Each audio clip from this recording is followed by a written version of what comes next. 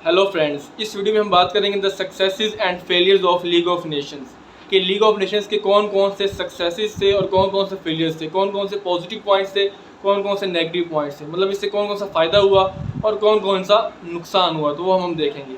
ठीक है, तो इसमें सबसे पहले जो हम पहले सक्सेसेस को देखते हैं। सक्सेसेस में इसके जो था पॉजिटिव पॉइंट या बेनिफिट्स इसका ये था कि सबसे पहले इंटरनेशनल लेबर ऑर्गेनाइजेशन बनती है। इंटरनेशनल लेबर ऑर्गेनाइजेशन का काम ये होता है कि जो वर्कर्स होती हैं, जो लेबर्स होते हैं, उनके वेलफेयर के लिए काम करना।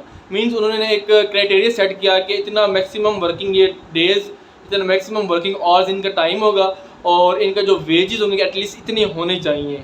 मींस पहले आपको पता है कि काफ़ी ज़्यादा लोगों से काम करवाया जाता था, वर्कर्स से, लेबर से, और उनको जो पे थी वो कम दी जाती थी। लेकिन इस ऑर्गेनाइजेशन ने एक क्राइटेरिया फिक्स किया, स्टैंडर्ड लगाया कि इतने मैक्सिमम जो है वर्किंग टाइम है इनका और इतनी मिनिमम वेज लाजमी होनी चाहिए, इससे कम नहीं होनी चाहिए, ताकि जो कंडीशन है लेबर की वो पुअर ना हो। तो उसको एलिवेट किया और उसको अच्छा बेटर बनाया। ठीक हो गया, पहला ये हो गया international labour organisation ILO। Second था रिफ्यूजी ऑर्गेनाइजेशन। रिफ्यूजी ऑर्गेनाइजेशन का ये था कि जो दोस्तों वर्ल्ड वार हुई थी तो उसमें काफ़ी जो लोग थे वो डिफरेंट स्टेट्स के अंदर रह गए थे। लाइक रशिया के जो थे क्या लें, जो पर्सन थे, सोल्जर्स थे, लाइक वो दूसरी स्टेट्स में थे, तो उन्होंने उनको हेल्प दी कि वो अपनी स्टेट्स के अंदर वापस अपने घरों तक पहुंच जाए। तो उन रिफ्यूजीज़ को अपनी स्टेट के अंदर, अपने होम के अंदर पहुंचाने में उनकी काफ़ी उन्होंने हेल्प किया, असिस्टेंस की। ठीक हो गया। इसी तरह जो ज्यूज़ थे 1933 में, जो कि नाजी जर्मनी से बचने के लिए डिफरेंट स्टेट्स में चले गए थे, डिफरेंट रिफ्यूजी बन गए थे, तो उनको एक सेफ़ जगह प्रोवाइड करने की उन्होंने कोशिश की कि वो जहाँ रह रहे हैं तो वहाँ पे वो एक सिक्योर तौर पे रह सके, उनको कोई इश्यूज़ ना हो। तो उनकी उन्होंने काफ़ी हेल्प की। ये इन लीग ऑफ नेशंस ने जो रिफ्यूजीज़ थे, जूस थे, उनकी उन्होंने हेल्प की कि जो नाजी जर्मनी, आपको पता है, वो प्रोसिक्यूशन कर रही थी, उनकी असैसिनेशन हो रही थी, तो वो डिफरेंट स्टेट्स में जो थे वो छुप गए थे, तो अपने आप को बचा रहे थे, तो उनको उन्होंने काफ़ी हेल्प प्रोवाइड की लीग ऑफ नेशंस ने। ठीक हो गया। नेक्स्ट फ्रेंड्स, इसके अंदर जो पॉजिटिव पॉइंट था वो था हेल्थ ऑर्गेनाइजेशन। हेल्थ ऑर्गेनाइजेशन उन्होंने बिल्ड की, जैसे वर्ल्ड हेल्थ ऑर्गेनाइजेशन, WHO, इसी तरह।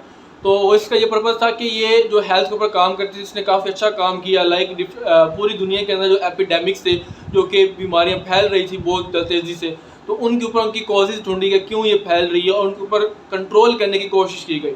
तो इस तरह के पॉजिटिव पॉइंट था कि जो एपिडेमिक्स थी, जो डिजीज़ थी, जो इस तरह के इश्यूज़ थे, वो उनको उन्होंने हैंडल किया, उनका जो है इलाज वो किया। नेक्स्ट इसके अंदर एग्जांपल लें तो वो ये था कि टाइफस एपिडेमिक जो फैल रहा था बहुत तेज़ी के अंदर रशिया के अंदर, तो उसके ऊपर उन्होंने काम किया, इसकी कॉजेज़ देखी और उसको कंट्रोल किया और उसको और मज़ीद स्प्रेड होने से बचाया। ठीक है, जैसे अब कोविड-19 है, एक एपिडेमिक जो बहुत तेज़ी से फैला, तो उस वक्त वो फैला था रशिया के अंदर, तो लीग ऑफ नेशंस ने इसके ऊपर काम किया और उससे काफ़ी जो है ना, मतलब फ़ायदा हुआ। अगर वो उसके ऊपर कंट्रोल ना करते, टाइफस जो एपिडेमिक था उस वक्त, तो वो पूरे यूरोप के अंदर फैल जाना था और काफ़ी डिस्ट्रक्टिव और डिवास्टेशन होनी थी, मतलब काफ़ी जो कैजुअलिटीज़ वो होनी, तो वो उससे बच गई। ठीक हो गया।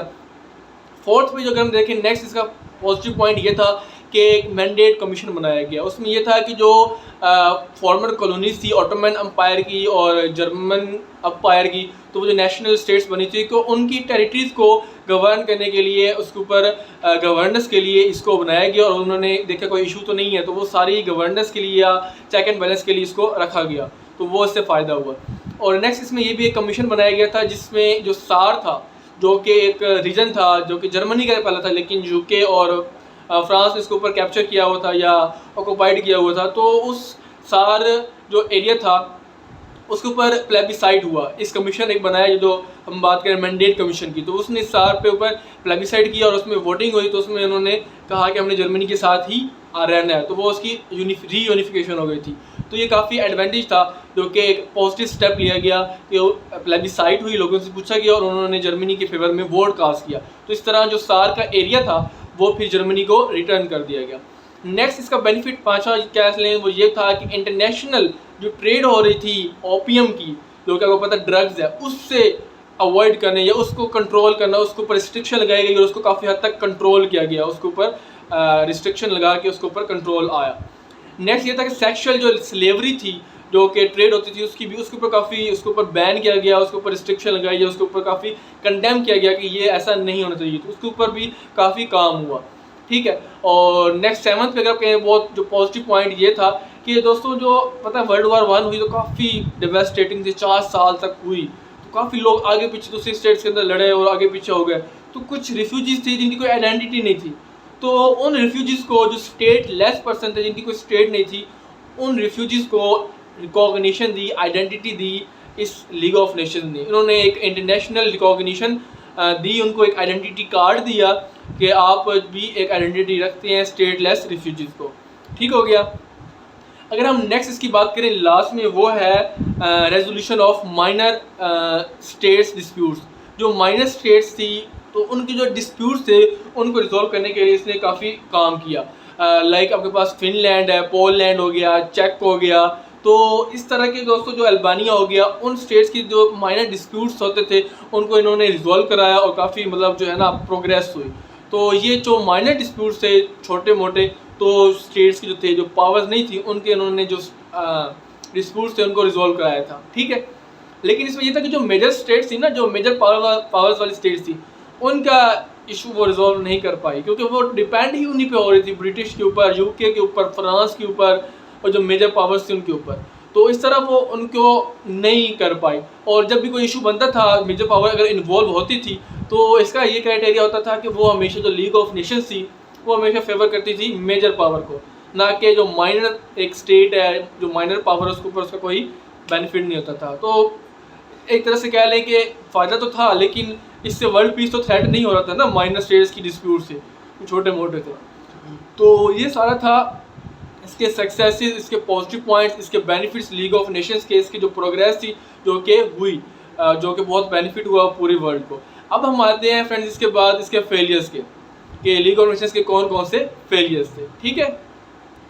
तो फ्रेंड्स इसके फेलियर्स में ये था कि इसके ऊपर इसकी कोई अपनी आर्मी नहीं थी, जैसे मैंने पहले बताया कि वो मेजर पावर्स के ऊपर डिपेंड करती थी, तो इसकी कोई आर्मी नहीं थी। तो इस वजह से ये अपनी जो कि इश्यूज़ होते थे उनके ऊपर वो फोर्सफुली नहीं कर पाता था। मीन्स लीग ऑफ नेशंस के पास मतलब पावर नहीं थी कि वो अपना जो डिसीजन उसके ऊपर इम्प्लीमेंट करवा सके। तो पहला इसका ये हो गया फेलियर। सेकंड पे ये था कि जो मेजर पावर थी फ्रेंड्स, जो यूएसए, यूएसएसआर, जर्मनी, वो उसके मेंबर ही नहीं थे स्टार्ट में जब वो बनी, जो कि मेन मेजर पावर थी उस वक्त की। तो ये काफ़ी फॉल्ट था। हालांकि जो इंडिया था जो कि उस वक्त इंडिपेंडेंट नहीं हुआ था वो उसका मेंबर था, लेकिन जो मेजर पावर थी जिनका मेन कह लें कि था वो इसका पार्ट नहीं थी। नेक्स्ट ये था कि जब फ्रेंड्स एग्रेशन हुआ, जब वॉर स्टार्ट हुई छोटी मोटी, तो ये चुप रही, इसने इग्नोर कर दिया, डिफाइड कर दिया उस इश्यूज़ को, कन्फ्लिक्ट्स को, उसको इंटरवीन करने में। लाइक इटली ने अटैक किया था एबिसिनिया के ऊपर, एबिसिनिया उसका पुराना नाम है, अब इथियोपिया कहते हैं। तो इटली ने अटैक किया था इथियोपिया के ऊपर, इसने कोई एक्ट नहीं किया। इसी तरह जो जापान था उसने अटैक किया हुआ था चाइना के ऊपर, जो कि मंचूरिया का इलाका था, वहाँ पे अटैक किया था।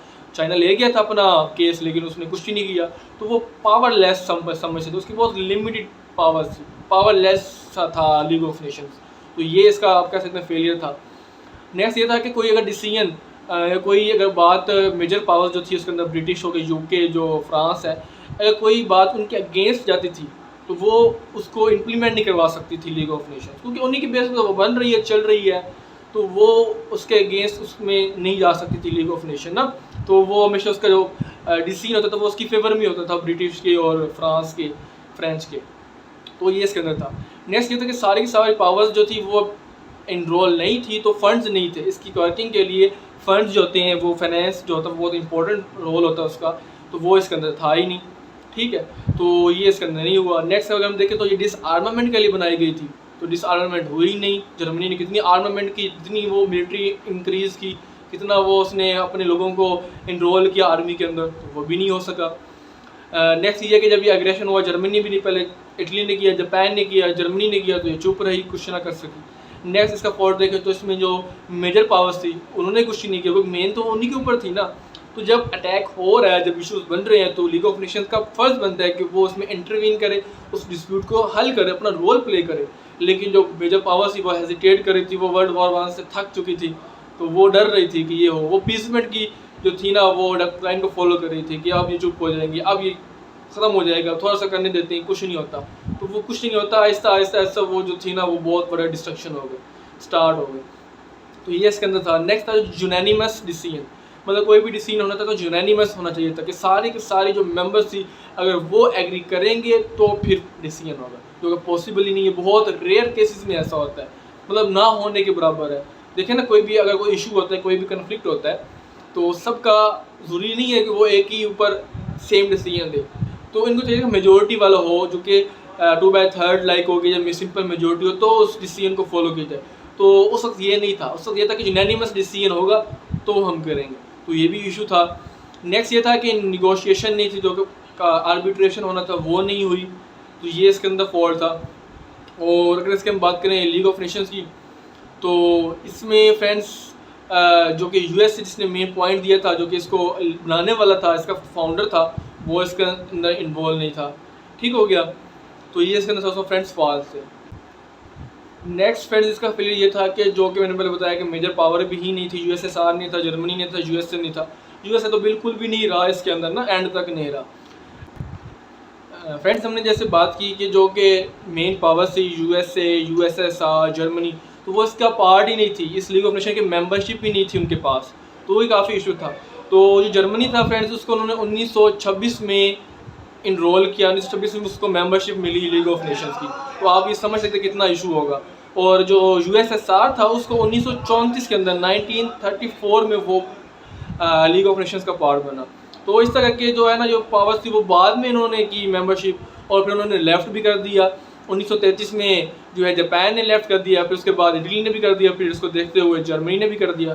तो इस तरह करके जो थे वो लेफ़्ट किए जा रहे थे। नेक्स्ट मैंने आपको बताया फंड्स नहीं थे, सारे मेंबर्स नहीं थे, तो इस वजह से वो वर्किंग के लिए, लीग ऑफ नेशंस के लिए फंड्स रिक्वायर्ड जो कि पूरे नहीं हो रहे थे। नेक्स्ट का फॉल्ट ये था कि फ्रेंड्स, ये जो लीग ऑफ नेशंस थी ये सिर्फ और सिर्फ जर्मनी और ब्रिटिश की बन के रह गई थी।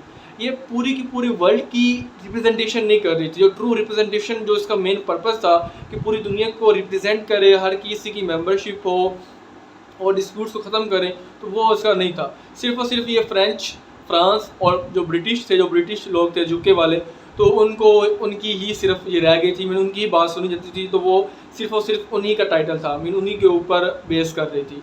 बाकी इसकी मतलब वर्ल्ड ऑर्गेनाइजेशन इसको नहीं कह सकते थे। इसके अलावा मेरे को पता है इसका वोटिंग स्ट्रक्चर ठीक नहीं था, मतलब जो वोटिंग बिहेवियर था उसमें डिसीजन लेने में काफ़ी डिफ़िकल्टी होती थी। यूनानिमस डिसीजन होता था तो फिर रेटिफिकेशन होती थी, तो फिर इम्प्लीमेंट होता था, जो कि पॉसिबल ही नहीं है, बहुत ही रेयर केस में होता है। आपको पता है कि एक बात के ऊपर सबके सारे कंट्रीज सेटिस्फाई नहीं हो सकते, एग्री नहीं हो सकते। तो जो स्ट्रक्चर था वोटिंग बिहेवियर का वो काफ़ी टफ था, जो कि ना होने के बराबर था।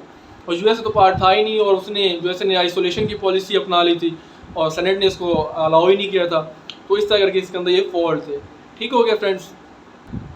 का कोविनेंट था वो बहुत ही वीक था, उसको इम्प्लीमेंट करना, उसकी प्रैक्टिकलिटी और उसकी एप्लीकेशन लाना बहुत ही मुश्किल था, जो कि नहीं कर पा रहे थे, इस वजह से इसके डिसीजंस इम्प्लीमेंट नहीं हो रहे थे। तो फ्रेंड्स, ये था हमारे पास सक्सेसेस और failures of league of Nations. हमने इसको डिस्कस किए कि कौन कौन से पॉजिटिव पॉइंट्स थे और कौन कौन से नेगेटिव पॉइंट्स थे। इसका मीन्स क्या क्या फ़ायदा हुआ और क्या क्या नुकसान हुआ। मेन इसका पर्पज़ तो नहीं जो था फुलफिल हो सका, वर्ल्ड वार 2 को अवॉइड करना, रेपिटेशन ना होना वर्ल्ड वार 1 की, मतलब ग्रेट वार की, वो तो नहीं कर सका। लेकिन आप कह सकते हैं कि इस तरह एक ना बेनिफिट इसका ये भी था कि जो यूनाइटेड नेशन जो बनी है ये उसी एक्सपेरिमेंट से इवॉल्व होकर बनी है। मतलब वो एक इस लीग ऑफ नेशन ने एक बच्चे को जन्म दिया जिसका नाम यूनाइटेड नेशन था, और आप देखते हैं कि यूनाइटेड नेशन पूरी दुनिया में है, और उसकी काफ़ी जो इसकी वीकनेसेस थी वो इसके अंदर अब नहीं है, वो काफ़ी अब स्ट्रॉन्ग हो गई, काफ़ी स्ट्रॉन्ग है, मतलब वो पॉइंट्स निकल गए हैं। तो इस तरह कह सकते हैं कि फ्यूचर के लिए एक अच्छा प्रीडिसेसर था। फर्स्ट जो फाउंडेशन होती है वो बहुत इंपॉर्टेंट होती है, पहली जो बुनियाद होती है, बेस होती है, तो उसने बेस के तौर पर काम किया यूनाइटेड नेशन के लिए। तो इस तरह से हम कह सकते हैं इसकी काफ़ी इंपॉर्टेंस भी है। तो अगर जब वो वर्ल्ड वार 2 को नहीं प्रिवेंट कर सकी, अवॉइड कर सकी, लेकिन हमें एक आइडिया तो मिला जो कि हमने इम्प्लीमेंट किया, और आज आप देखते हैं पूरी दुनिया में लीग ऑफ नेशंस है। तो फ्रेंड्स, उम्मीद करता हूँ कि आपको ये सारा समझ आ गया होगा, आपको सारा कॉन्सेप्ट क्लियर हो गया होगा। If you have friends any question, any query and ambiguity like this topic, you can ask me in the comment section, and if you like my video, hit the like button, bell icon, and subscribe my channel. So friends, till then, take care of yourselves, do study, work hard, take care of your family. We will meet soon in the next video. Till then, take care and goodbye.